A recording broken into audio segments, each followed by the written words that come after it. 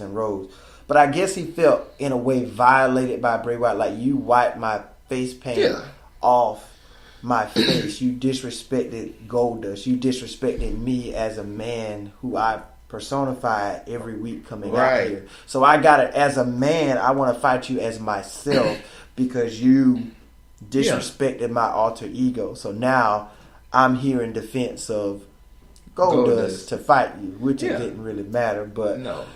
I get the concept of it. Right. They're coming back for wanting more, wanting a chance to redeem himself. But it was cool to see Dustin Rhodes as himself. But it was just kind of like, but however it goes.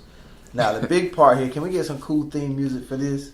Yeah, the Michael Cole interview with Brock Lesnar and Braun Strowman. Both of these two going to be in a massive matchup this Sunday at No Mercy for the Universal title.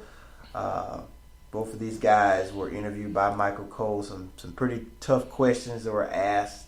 And if you want to kind of go into it first, and then I'll give my opinion of what I thought of it. Okay. I mean, for one, this is, as we were saying earlier about Brock Lesnar and his matches now, they're putting him in more matches that makes him seem lesser of the beast he is. Mm-hmm. Like this one, Paul Heyman went again on the rant about Brock Lesnar's never fought somebody as big and as tough and as much of a monster as Braun Strowman is. But of course, he still defended Brock Lesnar for, the champion he is. But this is just showing, I don't know, is this because it's leading into Brock Lesnar's exit that they're trying to put him towards his, ending leg because they're putting him against so much bigger competition than what he's used to, or all these people that make him the underdog now. But I like it because, like you say, Brock Lesnar has been the dominant factor, the dominant force. So for him to see more, see more areas where he's losing or looks weaker, it actually kind of makes you not knowing, make you kind of unexpected of what's going to happen in the build towards it. So that's a good part to it. And of course, Brock Lesnar did his patented Suplex City B at the end of it, but But he was going to say that. And it was very funny, like, how it started, because I thought actually Brock was going to talk more. Right. And it was just like Paul Heyman was looking like, I got it from here. Like, you don't waste your breath talking, tell me what you're going to do. I'll say it. But some of the questions were just kind of like, Michael Cole asked some really good questions. He's like, hey, asking Brock, are you the underdog? And then Heyman was like, well, the last time Brock was the underdog was versus the Undertaker, and we remember what happened with that situation. And then he asked Strowman, like, how confident are you going into this match? And then Strowman goes to say, my actions have spoken for my words. Like, I'm the only man capable of putting Brock away for good. Each week I left him laying every single week. I've had the upper hand on Brock. And then this is one of the best questions. I love Paul Heyman's answer for this question. Michael Cole asked Brock, like, how do you prepare for someone like Braun Strowman? He's like, you don't prepare for someone like Braun Strowman. He was like, because there is no one like Braun Strowman. Right. And then he was like, he's the most capable challenger for Brock's Universal title.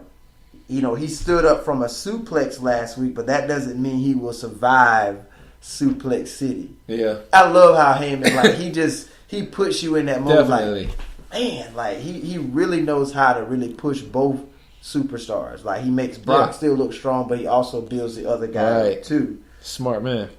And Braun was like, well, I'm going to stomp Suplex City to the ground. And then basically Heyman's like, well, all you have done was woke up the beast, and you're going to be in Suplex City all night long. I don't imagine him getting thrown all over the ring. It ain't going to be as easy as, Brock feels like he's just going to come in and take control. I don't think that's going to happen. He's going to get a couple. I say he might top off at 7 or 8. He might get 8 suplexes off of Braun. Could. And then it's like, he was like, at the end when Brock finally spoke, before, he went to the Suplex City B, it was kind of like, I want to thank you for backing me into this corner. I like that. I'm in new territory now. But at the end of the day, I'll see you on Sunday, and then suplex it. Like, you let me know you got the best of me. I want you to know I am aware of what you've done to me, but you still need to remember who I am. Yeah, I definitely like that part of Brock Lesnar. It just gave him like that calmness, like, I'm still gonna beat you. So I definitely like Brock Lesnar's finally talking and his angle in that. So, and like I said last week, over the last year or so, the way they've built Brock, they're making him look more human, if anything. Like with Goldberg and all the other feuds with even Joe Samoa Joe. Yeah, even Samoa Joe and now with Strowman. So I like the way they're building him, and they're showing him overcoming these types of situations. So where he's not always dominating. Well, my thing is, if he's supposed to stay here for WrestleMania, I guess I'm thinking ahead, and now he's just overcoming competition. Well, no, I guess I answered my own question. I was like, well, who is going to be the person? Because, I mean, he's pretty much overcoming all the top people that could possibly look like have any chance. But then I thought about it, like we said before, Brock Lesnar and Roman Reigns never finished their match. So, and I think they're going to, sadly, make Reigns the guy to do it. But that's perfect. John Cena and Brock Lesnar be the two people to push him over. Yeah, I think so. So that's how that ended with, so no physical confrontation this week, just kind of like an interview type thing from Michael Cole to kind of ask some questions to kind of see where both guys were. Anything else you want to talk about that on that interview? It for me. That's it. Okay, what do you have next? Next we have the Roman Reigns promo. Now, which I heard from Wrestle Talk TV on YouTube, the reason John Cena wasn't there is because they've been splitting up some of the wrestlers in between, wrestling in their United States and then still traveling overseas. And John Cena was a part of that. Not only that, John Cena's still doing whatever side stuff he has, his Hollywood stuff. So he was technically still in the air traveling during tonight. So that's one of the reasons that John Cena, which they never even specify. I felt like they could have at least explained that. They could have explained that. So for him to just be a typical no-show just kind of just seemed bad. And that's the thing with me. It didn't really feel like a go-home show. Yeah. Because usually on the go-home show, they should have saved what happened last week with Strowman and Lesnar for this week. Definitely. And maybe did the interview last week, and that should have been on the go home show tonight, what Strowman did to Lesnar last week. And just kind of like with Reigns and Cena, you cannot have one of them not be there. Yeah. I know John Cena has won every mic, like on the mic confrontation with him, but you still need to have both of them there. Or maybe do the contract signing before the match. That's what I was going to say. Yeah. You didn't see any contract signings tonight. No, none. I mean, because they did the contract signing the very next week. That is right. So they should have pushed that further down and let them do that tonight. I don't know if I took your idea or not. No. What you saying that makes it weird. Like, why did they do the contract signing so early? I guess they realized that John Cena has that schedule. So, but still, and it's just like, why book it this way if you already knew Cena wasn't going to be there? You could have sent somebody in his place. We got a lot of superstars back there. Right. As JD from NY on 206 likes to say, in Titus Catering. He calls it Titus Catering. So send Apollo Crews or Kalisto or somebody overseas and make John Cena be there. Instead, put Apollo Crews in that horrible match with Kurt Hawkins. I didn't even put that down. That wasn't even relevant enough to even... The only thing I mean, I know we're on Roman Reigns, but the only thing I liked out of that is Kurt Hawkins is still kind of interesting on the mic somewhat. And he talked about how he was 0-114 and he's going to break that record. So that was hilarious to me. But back on the Roman Reigns, his promo was definitely kind of rough, and I liked it. It was like a grimy promo. And they actually censored him saying the S word, but they let him go back to say the little punk AB. So that made me that made me realize that they knew he was going to say that, but they're allowing this part. So that let me know that they really are monitoring. I think the S word's a more egregious word than, fake, punk or whatever it is he says, And then I like when he played the clips of John Cena when he bashed The Rock. and how he went I like on that, to how he did that. talk about The Rock being a part-timer and he's going to be a full-timer and he's not leaving and he doesn't, The Rock is just the person to show up and he's just more worried about Hollywood. But Cena's here with his heart in wrestling, and Roman Reigns was like, he's a liar. He really doesn't care. Mm-hmm. He was like, and now he's going to get beat by another Samoan. I like that. I really did like that. I think he brought up some really good, valid points, especially during the flashback to The Rock, because, it is kind of similar.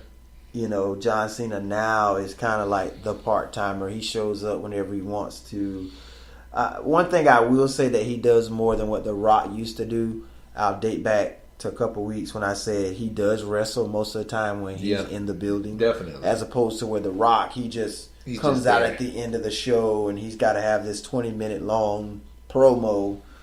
But, it made a lot of sense. Cena's doing a lot of movies and talk shows and stuff now. And regardless, though, but I still think in Cena's defense, he being part-time, he's still better than Roman Reigns full-time. Honestly, that's how I feel. Roman Reigns is getting better because of this feud, but he still has ways to go. And I even said that I admitted that I like this promo, but I understand it now, even though I wrote it earlier. It was basically saying I felt like he lacked a little bit of emotion that I wanted to see. Like, I wanted him to just be like, no, I'm really going to kick John Cena down. Like, I'm going to start getting I think he should have been more. But he was he was the more the sarcastic. But I guess it fit because in the beginning of the feud, he was like, I don't really need to beat you. Like, you came here to fight me. True. So it's like, I understand that him still being the arrogant guy. Like, you came for me, so I'm just going to shut you up. But I still, being the go home show, I wanted to see more intensity out of it. Yeah. And maybe if Cena would have been there, maybe they could have finally got physical for the first time. For once. The only time, like I said, they really got physical is when he missed his Superman punch on accident. So, it should have been more of an on-purpose type thing tonight to actually give you a preview of what we could see. Right. But no Cena there. Do you think that helped or did that hurt the bill for this match? It hurt the build for me. I don't care about it no more. Just that fast. I don't care about it. Once I saw him not there, I didn't think about it anymore. My mind, I'm already focused mainly on the Brock That's match. the one I'm more intrigued Right. But in my mind, earlier, it was it was still a hot second, Roman Reigns and John Cena. But now it's I really just want to see the Universal match. Anything else is just there. I kind of want to see Seth and Dean still, but I think I put them over John Cena and Roman Reigns now just because of the lack of that feud at the end, and also to the point that they had no physicality through this whole feud, which I understand because this is actually one of those, as I've been saying, it's a smart build. This is John Cena trying to restructure Roman Reigns to understand how to talk on the mic. So if they fought, it would be pointless because he's here to grow Roman Reigns' mic skills. But still, it's a feud and it's wrestling. So fight sometime. Yeah. So. You're right. I agree with you on that.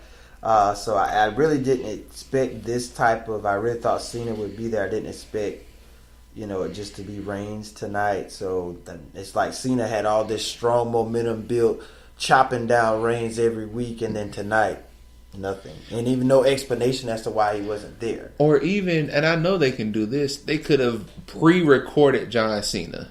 Or let him cut a promo or something before he left. Exactly. Something recorded that they could have been okay, Roman Reigns is going to say something along the lines of this because, of course, he has to make up some of his own stuff. Mm-hmm. But then Cena, go off of that angle and just already have something back. And so, something. Put his face in there somewhere.